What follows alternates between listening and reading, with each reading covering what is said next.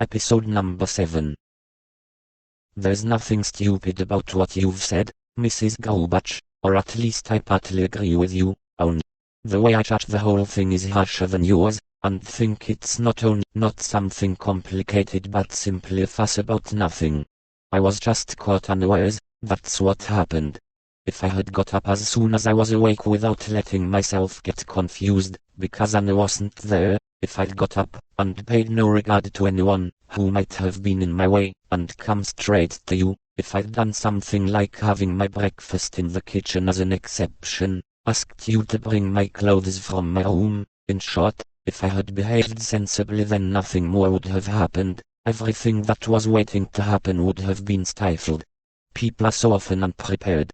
In the bank, for example, I am well prepared. Nothing of this sort could possibly happen to me there. I have my own assistant there. There are telephones for internal and external calls in front of me on the desk. I continually receive visits from people, representatives, officials, but besides that, and most importantly, I'm always occupied with my work. That's to say I'm always alert. It would even be a pleasure for me to find myself faced with something of that sort. But now it's over with, and I didn't really even want to talk about it anymore, only I wanted to hear what you, as a sensible woman, thought about it all, and I'm very glad to hear that we're in agreement. But now you must give me your hand. An agreement of this sort needs to be confirmed with a handshake. Will she shake hands with me? The supervisor didn't shake hands, he thought, and looked at the woman differently from before, examining her. She stood up, as he had also stood up, and was a little self-conscious. She hadn't been able to understand everything that Kay said.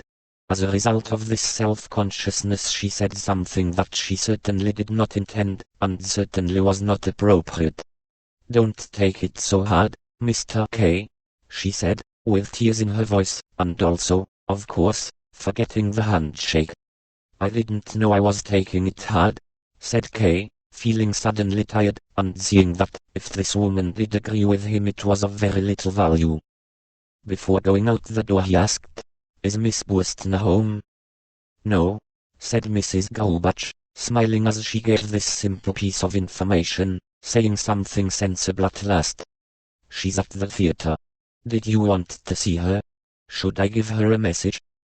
I just wanted to have a few words with her. I'm afraid I don't know when she's coming in. She usually gets back late when she's been to the theater." "It really doesn't matter," said Kay, his head hanging as he turned to the door to leave. "I just wanted to give her my apology for taking over her room today." "There's no need for that, Mr. Kay, you're too conscientious. The young lady doesn't know anything about it. She hasn't been home since early this morning, and everything's been tied up again. You can see for yourself."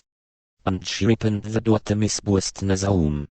"Thank you, I'll take your word for it," said Kay, but went nonetheless over to the open door. The moon shone quietly into the unlit room. As far as could be seen, everything was indeed in its place. Not even the blouse was hanging on the window handle. The pillows on the bed looked remarkably plump as they lay half in the moonlight. "Miss Burston often comes home late," said Kay, looking at Mrs. Goldbach as if that were her responsibility.